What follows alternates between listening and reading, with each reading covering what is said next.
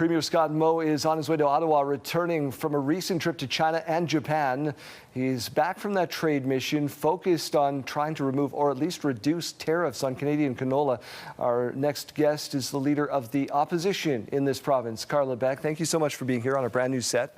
Great to be here on the news set, Darryl. It's very fancy. Listen, obviously you've seen what the Premier is up to and the task force trying to get those canola EVs reduced. You've been out in the province, I saw on social media, talking to farmers, producers. What's the message you're hearing? I'm hearing that there's a huge urgency right now to have these tariffs removed. We're in a window right now where producers really need all leaders in this country to be focused on having these tariffs removed. We've been calling on the government for months now to address this issue with the urgency that it requires, that we're hearing from producers that they want from their leaders. I'm glad that the Premier went. It's unfortunate that it took so long for them to take this step. What's your push going to be when we get back to the legislative building? We've got a lot to work with when we get back into the session in October. Certainly tariffs. Specifically on this file. Specifically on this file. Look, this is not about participation ribbons. This has to be about one goal, and that is having these tariffs removed. We've already seen huge impact. We've seen a huge drop in our exports to China year over year, and this year already. And if this situation continues longer, what we're hearing from producers is that the effects are only going to be ramped up. This is too important for anyone to not be pulling every lever possible to have the tariffs removed. We're a farming-based province, so I will call that issue number one, priority number one for our province as we head back to the legislative session. If that's number one, what's number two for you?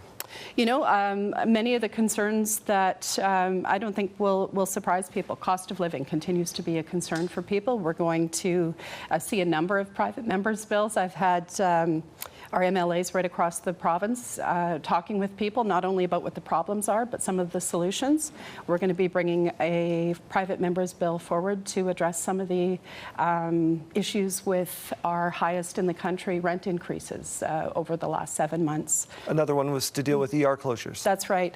Again, we continue to hear stories, of course, of rural ER closures in particular, but also concerns that when people drive up needing emergency care, too often they're directed to another hospital. In some cases, the hospital that they've been directed to is also closed. That's unsafe for Saskatchewan people, and we're going to bring forward a private member's bill to deal with that as well. What more can you do from an opposition? You're not obviously in a government position, so you're pushing them, but you can't necessarily force. You know, I see two roles right now with this expanded caucus with 27 members.